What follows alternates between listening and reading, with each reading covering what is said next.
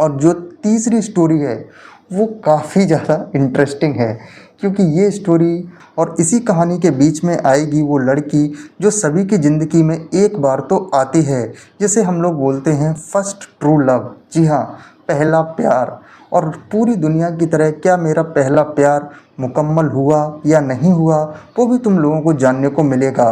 तो बहुत ज़्यादा रोना आता था, क्योंकि अब हम लोगों को वापस जाना है 7 दिन के लिए उसी जेल के अंदर, और 7 दिन बाद फिर से ये खुशी मिलेगी, लेकिन 7 दिन तक हमें फिर वहीं रहना है।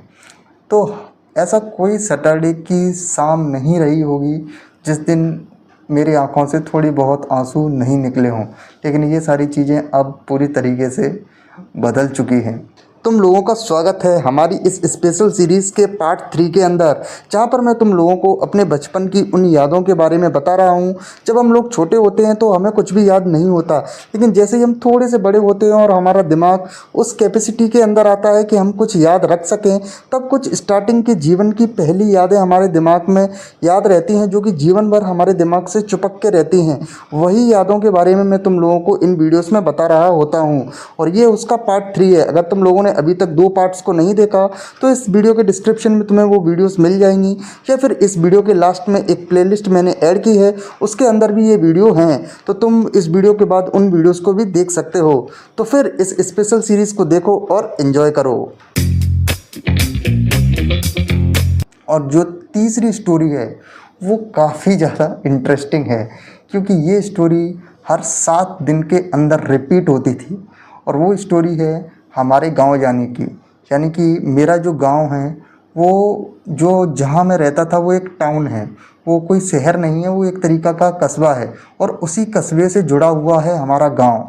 और हर 7 दिन के अंदर एक आता है संडे, और उस दिन मुझे इस ज़िंदगी से, जो कि हम इस टाउन में जी रहे थे, क्योंकि यहाँ पर मेरी माताजी रहती थी, और वो अभी मुझे समझ में आता है कि वो डिसिप्लिन ज़रूरी था, लेकिन उस समय ये डिसिप्लिन एक जेल की तरह लगता था जो 7 दिन की होती थी, और मुझे एक दिन मिलता था इस जेल से बाहर निकलने के लिए, और वो था हमारा गांव, जहाँ पर अम्मा बाबा रहते थे, क्योंकि वो गांव में रहते थे, भैंस वगैरह रखते थे, और सारी चीज़ें वहीं से हम लोगों के लिए आती थी।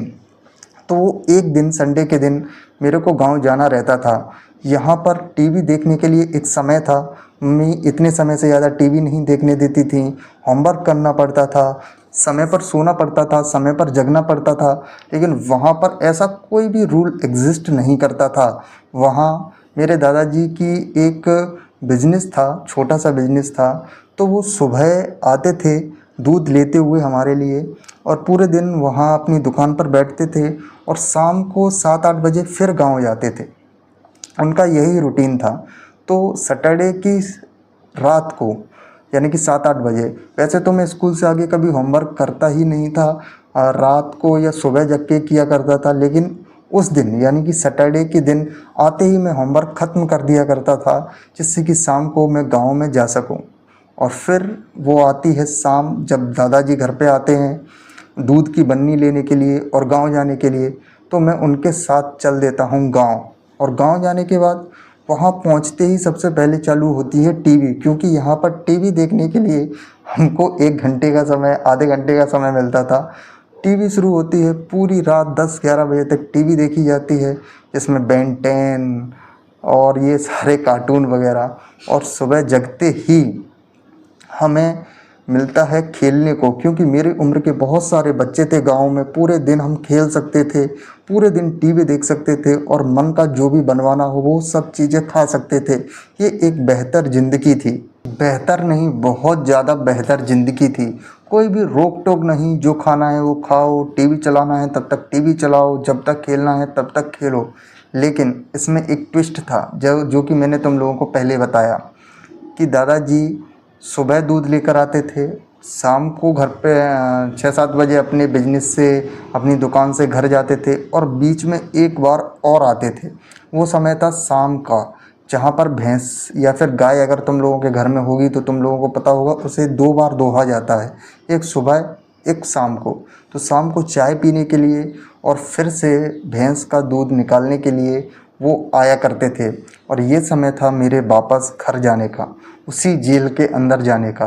और जैसे ही मैं बाबा को देखता था शाम को, जब वो आते थे सैटरडे की शाम को, तो बहुत ज़्यादा खुशी होती थी। और इस समय जब मैं उनकी मोटरसाइकिल की आवाज़ सुनता था तो बहुत ज़्यादा रोना आता था, क्योंकि अब हम लोगों को वापस जाना है 7 दिन के लिए उसी जेल के अंदर, और 7 दिन बाद फिर से ये खुशी मिलेगी, लेकिन 7 दिन तक हमें फिर वहीं रहना है।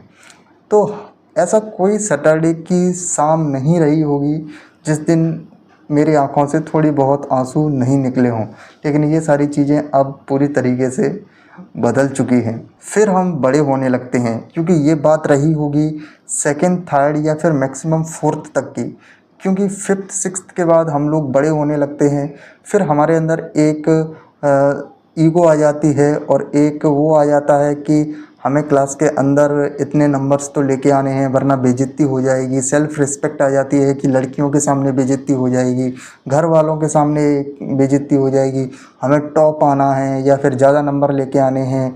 फिर ये चीज़ें कि अभी तक तो ऐसा रहता था कि जितने भी नंबर आए ठीक हैं, किसी को क्या लेना देना है, बस पास ही तो होना है, और स्कूल वाले भी नंबर रख देते थे। लेकिन अब समय आ जाता है जहाँ पर तुम लोगों को सही से बैठना, उठना, इज्जत, क्लास की लड़कियाँ, लड़के, ये सारी चीज़ों के अंदर हम फंसने लगते हैं। तो फिर उसके बाद मेरा गाँव जाना धीरे धीरे कम होने लगता है। अब इसके आगे की जो कहानी है, यानी कि क्लास 5th से लेकर क्लास 10th तक के बीच की, वो तुम लोगों को मैं बताऊंगा अगले पार्ट के अंदर। अगर तुम लोगों को मेरी ये सीरीज़ पसंद आ रही है तो इस सीरीज़ के अगले एपिसोड को बड़े ध्यान से देखना, क्योंकि उसमें मैं तुम लोगों को बताऊंगा 5th से 10th तक की वो कहानी, और इसी कहानी के बीच में आएगी वो लड़की जो सभी की ज़िंदगी में एक बार तो आती है, जिसे हम लोग बोलते हैं फर्स्ट ट्रू लव। जी हाँ, पहला प्यार। और पूरी दुनिया की तरह क्या मेरा पहला प्यार मुकम्मल हुआ या नहीं हुआ, वो भी तुम लोगों को जानने को मिलेगा। और जानने को मिलेगा वो कारण जिसके कारण मैं यहाँ पर बैठा हुआ हूँ, यानी कि मेरे परिवार के अंदर ऐसा क्या हो रहा था, ऐसा क्या गड़बड़ थी कि ये सारी चीज़ें आखिर में सामने आईं। तो उस एपिसोड को बड़े ध्यान से देखना, तभी तुम लोग मेरी लाइफ के सबसे बेसिक ईयर्स को, सबसे बेसिक सालों को समझ पाओगे, जिनके कारण से मेरी ज़िंदगी में इतना बड़ा भूचाल आया। इसीलिए इस चैनल को सब्सक्राइब कर लो, क्योंकि अगली वीडियो तुम लोगों की स्क्रीन पर ऑटोमेटिकली आ जाएगी और तुम लोग आसानी से उस वीडियो को देख पाओगे। मैं तुम लोगों से मिलता हूँ नेक्स्ट एपिसोड के अंदर।